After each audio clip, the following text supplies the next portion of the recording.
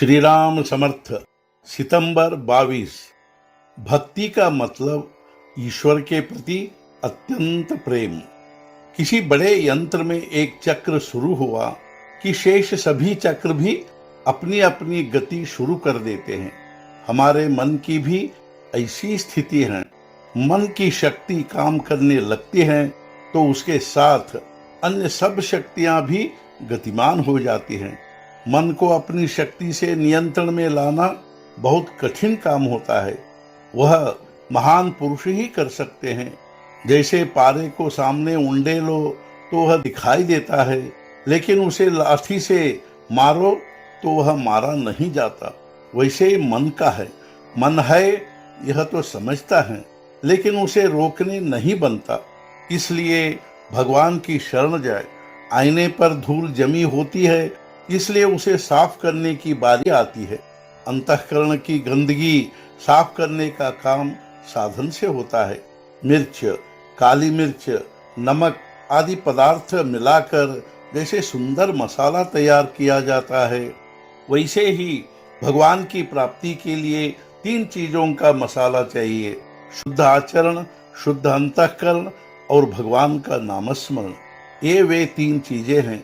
शुद्ध आचरण का अर्थ होता है प्रामाणिकता, धार्मिक आचार और नीति के अनुसार वर्तन।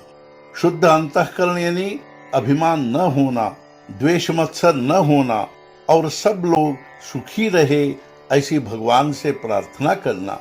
भगवान का नामस्मरण यानी भगवान का कभी भी विस्मरण न होना।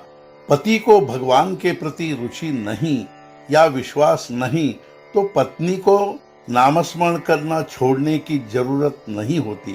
उसने नामस्मरण किया तो उसने पति धर्म का त्याग किया, ऐसा नहीं होता। मन में उठने वाले असंबद्ध विचार नाम से जो प्रेम होता है उसे बाधा डालते हैं। उनकी निर्मिति ही न हो ऐसा लगता हो तो उन विचारों को मन में आने ही न दे। एक बड़ा पुलिस अफसर चोर पकड़ने में बड़ा होशियार था। वह यह करता था कि चोर जिस औरत का दीवाना होता था उसे फुसला लेता था, तब वह चोर बाकायदा पकड़ में आता था।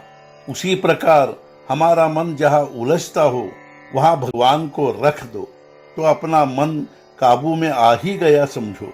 मन को संयमित करने के 2 उपाय हैं। एक है पातंजल योग और दूसरा भगवान की भक्ति। पातंजल योग का अर्थ होता है युक्ताहार विहार, नियमित जीवन और इंद्रियों का निरोध। भगवान की भक्ति यानी ईश्वर के प्रति अत्यधिक प्रेम। इस प्रेम के साधन कौन से हैं?